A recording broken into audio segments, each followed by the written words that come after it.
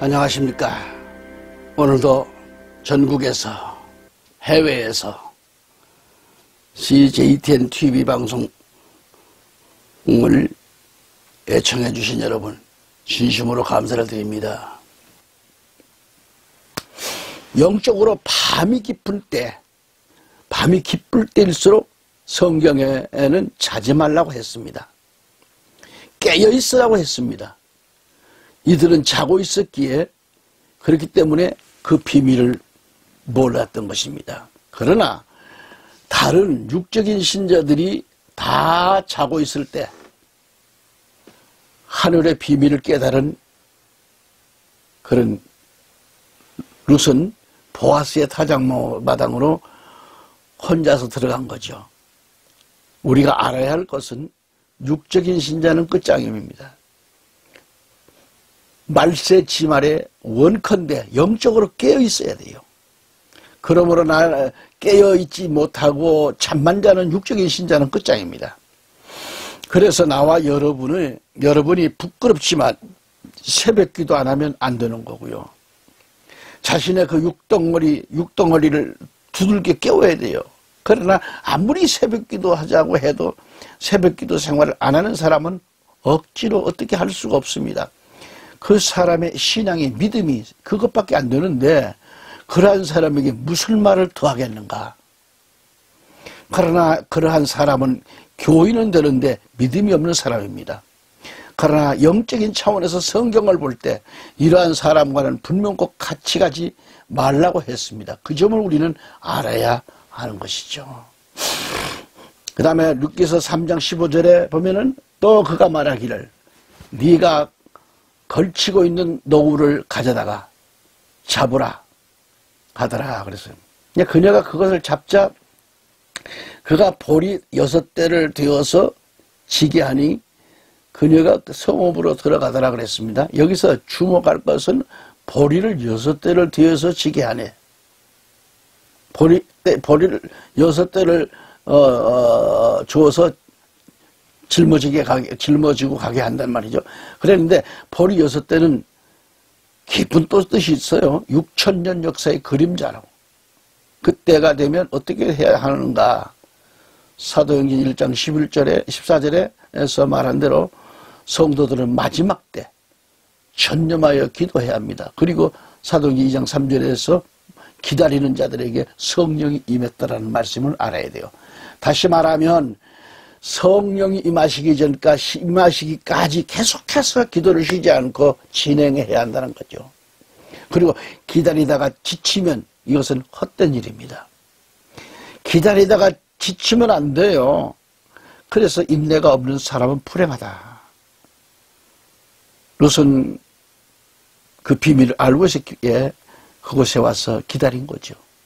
모압 지방에서 나오미가 두 자부와 같이 나왔지만 그러나 그 자부는 시어머니 나오미를 얼마쯤은 따라 나왔으나 따라가는 것을 더 이상 포기합니다. 그리고 뒤돌아갑니다. 그렇지만 룻은 끝까지 나오미를 따라갑니다. 여기서 오르바는 중도에서 신앙을 포기하는 신자들의 모형으로 보이는 거예요. 오늘 현실을 바라볼 때 신자들이 주님을 믿는 데 있어서 처음에는 다 같이 열심을 내고 말이 따라갑니다. 모두가 주님을 믿는다면서 열심히 따라갑니다. 그러나 얼마쯤 가다 보면 신앙의 낙오자가 많아요. 제가 산기도를 참 많이 했습니다. 산기도를 하면은 청년들이 금요일날 철회 기도를 하고 다 그 밤에 산기도를 따라 올라갑니다. 따라 올라가서 아침 새벽에 다 될 때까지 기도를 하고 그리고 청년들과 성도들이 참 많이 따라왔어요. 그래서 거기서 기도를 갖고 아침 새벽에 내려옵니다. 내려와 가지고 새벽 기도회를 성도들과 함께 하고 그 다음에 바로 이제 다음 날이 주일날이지 않습니까? 주일날 역시 새벽 그 산기도를 하고 내려와서 주일학교 하는 교사들의 그 영역이 정말 달라요. 목사인 저도 산기도 갖다 내려오면 주일날 설교가 달라요. 힘이 있고 역사가 일어나요. 그러니까 주님을 끝까지 따르지 못하고 세상으로 되돌아가는 자들이 많습니다. 오르반은 바로 롯의 처의 모형과 동격임을 알아야 되겠고요. 예수께서도 롯의 처와 같은 자가 되지 말라고 말씀하셨어요. 오르바처럼 되지 말라는 겁니다. 마지막에 중도의 주님을 따르는 신앙을 가졌습니다. 가졌다가 포기한 자들은 끝장이죠. 신부의 자격에서 실격되고 맙니다. 오르반은 그 모형으로 보여준 것이죠. 롯의 처도 그렇습니다. 마지막 때 되돌아온 신앙, 뒤돌아본 신앙은 뭐예요? 이것은 분명코 신부의 자격에서 실격입니다. 마지막에 신부의 자격은 인내가 필요하겠고요. 말씀으로 깨끗하게 몸을 씻어야 하고요. 또한 성령의 기름을 몸에 바르고 단장하고 그리고 이제 세마포로 옷을 입어야 합니다. 그러한 다음 주님의 발치에서 떠나지 말아야 한다. 그러죠. 교회를 떠나면 안 됩니다. 오직 예수님만 끝까지 섬겨드려야 합니다. 주의 일을 열심히 하는 것은 자신이 지금 예수 그리스도의 신부이기 때문에 그렇습니다. 그리스도의 신부의 자격은 열심히 신랑을 위하여 일하는 데 있습니다. 아무리 힘들게 일을 할지라도 그 무엇을 바라보는 것도 없습니다. 오직 내가 신랑을 사랑하기 때문에 일을 하는 겁니다. 그것도 즐겁게 일을 합니다. 오직 신랑을 사랑하는 것밖 하나밖에 없습니다. 룻은 시어머니를 모시고 열심히 일을 했잖아요. 끝까지 시어머니를 따랐으며 시어머님의 말씀에 귀를 기울이고 살았습니다. 남편을 잃고 시어머니 한 분만을 모시고 사는데 얼마나 효성이 지극한지 이삭을 주어다가 시어머니를 먹여 살린 겁니다. 이것은 오늘 우리들에게 영적으로 설명해 주는 겁니다. 우리는 끝까지 성령이 임하시기까지 기다려야 합니다. 아멘. 고린도전서 1장 18절에 십자가를 전파하는 것이 멸망하는 자들에게는 어리석은 것이지만 구원을 받은 우리에게는 하나님의 능력이라고 했지 않습니까? 우리는 마지막이 가까워질수록 능력받지 아니하면 안 됩니다. 능력이 없으면 아무런 미련한 자이기 때문에 구원을 다 포기하라고 맙니다. 롯의 그 사건은 그 비밀이 다 이루기까지 나오미와 룻만 아는 그 비밀이었죠. 세상 사람들은 아무도 몰라요. 밤에 깊은 잠에 빠져 있기 때문에 몰랐던 겁니다. 그래서 육적인 교회는 이러한 비밀을 알 길이 없죠. 오직 영적인 교회들만이 압니다. 깨어있는 교회만이 알 수 있는 거죠. 영적 성도만이 알 수 있는 거죠. 그래서 결국 그 비밀 속에서 보아스와 혼사가 진행되는 역사가 일어나잖아요. 우리도 예수님께서 재림하시는 그날 룻처럼 신부 단장 잘했을 때 예수 그리스도의 신부가 되자는 것이죠. 자, 이제 여름 타작의 때가 가까운 것은 뭔가 이 말씀부터 시작을 하겠습니다. 두 증인들의 그 생활이 시작되는 시점을 말합니다. 두 증인의 능력을 갖춘 자들은 어떤 자들인가? 계시록 14장 4절 5절을 보면 이들은 여자들과 더불어 더럽히지 아니한 자들이니 이는 그들이 동정들임이라. 이들은 어린 양이 어디로 가든지 따라가는 자들로 하나님과 어린 양께 첫 열매들이 되어 사람들 가운데서 구속을 받았느니라 그랬습니다. 그들의 입에서 교활함을 찾아볼 수 없는 것은 그들이 하나님의 보좌 앞에서 흠이 없기 때문이라고 했어요. 그러니까 여기서 여자는 육적인 것과 관계되고 그리고 교회가 문제가 없어야 할 것을 말하고 또한 입에서 교활함이 없는 신부로 단장해서 어린 양이 어디로 가든지 따라가는 자만이 두 증인의 자격이 주어지는 겁니다. 포기하지 않고 끝까지 따라가는 자들만이 마지막 때 두 증인의 자격이 있는 거예요. 만일 우리가 따라가다가 중도에 되돌아선다면 스스로 불행을 자처하는 그런 결과를 가져옵니다. 예수님의 제자들 중 변화산까지 따라간 자들이 있어요. 그들처럼 우리도 따라가야 합니다. 12 제자들 가운데서 3명만이 표상이 됩니다. 9 제자들은 산 아래서 귀신 쫓는 일을 했습니다. 오직 세 제자만이 변화산까지 예수를 따라간 것입니다. 이와 같은 자들은 마지막 때에 2 증인의 자격이 있는 것이죠. 그러나 9 제자들은 2 증인의 자격이 되지 못합니다. 요한복음 4장 35절에 보면 너희가 아직도 넉 달이 있어야 추수할 때가 된다고 말하지 아니하느냐. 보라, 내가 너희에게 말하노니 눈을 들어 밭을 보라. 이는 곡식이 추수하도록 이미 하얗게 되었음이라 그랬어요. 여기서 우리가 추수의 개념을 모른다면 2 증인의 자격이 없습니다. 계시록 11장 1절에 보면 또 내게 지팡이 같은 갈대를 주며 그 천사가 서서 말하기를 일어나서 하나님의 성전과 제단과 그 안에서 경배하는 자들을 측량하라. 측량줄로 재보라는 거죠. 측량하라. 그리고 그러나 성전 밖에 있는 뜰은 남겨두고 측량하지 말라. 이는 그것을 이방인들에게 주었으며 그들이 42달 동안 그 거룩한 도성을 짓밟을 것이기 때문이라. 내가 나의 2 증인에게 권세를 주리니 권능 줘요. 그러면 그들이 굵은 베옷을 입고 1260일을 예언하리라 하더라 그랬습니다. 일어나서 하나님의 성전과 제단과 그 안에서 경배하는 자들을 측량하라고 허락하십니다. 그러나 성전 밖에 있는 뜰은 남겨두고 측량하지 말라는 것입니다. 그들은 이방인들에게 주었다고 했습니다.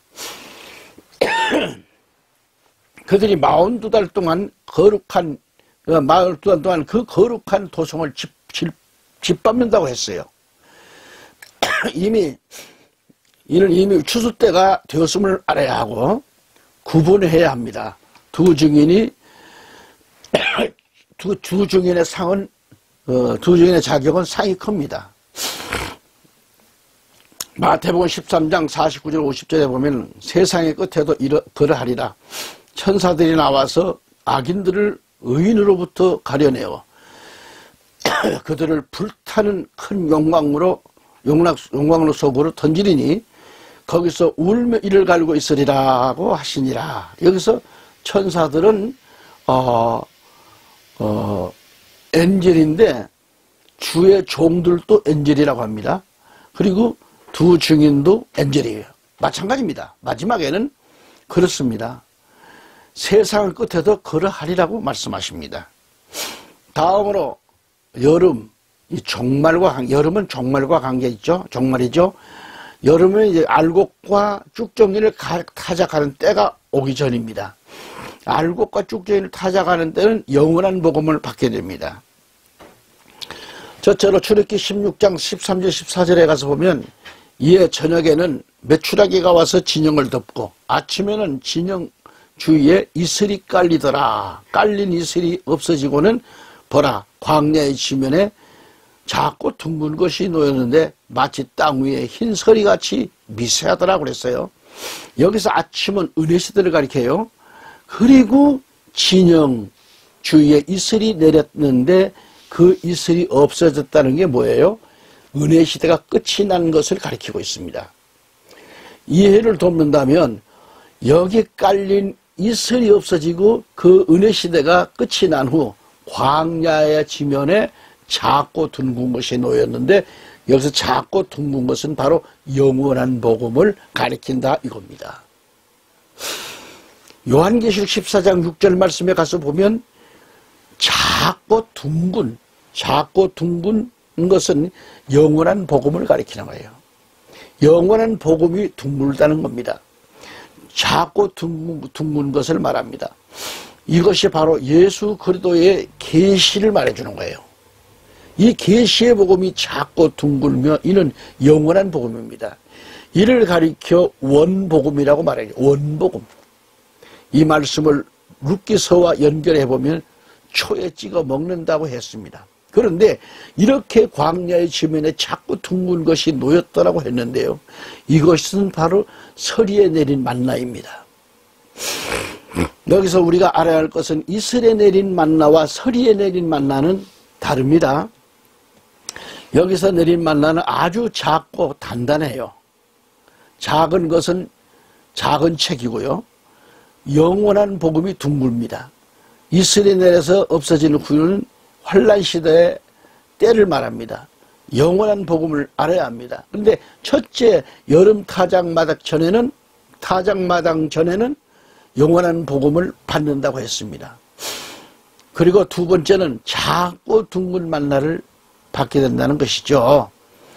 그 다음에 둘째로 고린도후서 1장 15절에 보면 개역성경에는 두 번 은혜란 말이 나옵니다. 두 번 은혜라.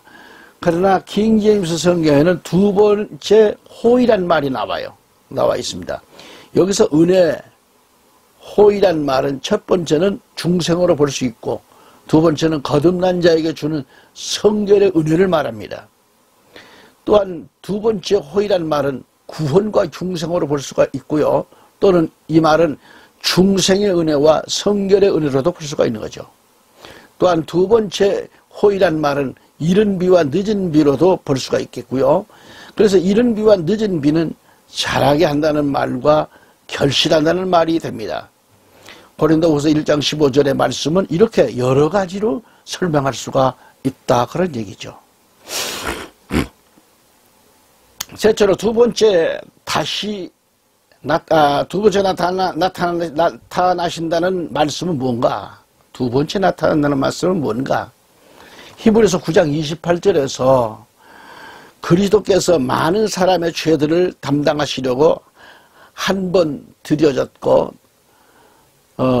드려지셨고 두 번째는 자기를 바라는 자들을 구원에 이르게 하시려고 죄 없이 나타나시리라. 그리스도께서 두 번째는 자기를 바라는 자들을 구원에 이르게 하시려고 죄 없이 나타나시리라고 말씀하셨습니다.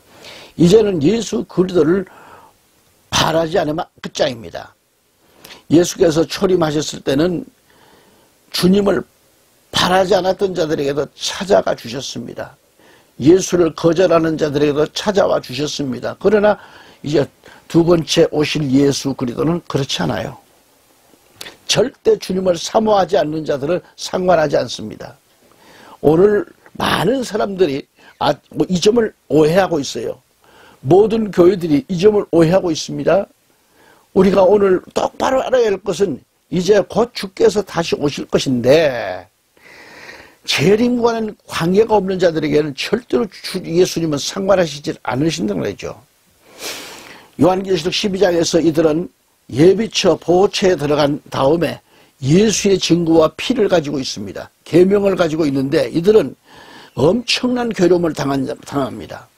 계시록 12장 11절에 보면은 그들이 어린 양의 피와 자기들이 증거한 말로 그를 이겼으니 그들은 죽기까지 자기들의 생명을 사랑하지 아니하였도다라고 했죠.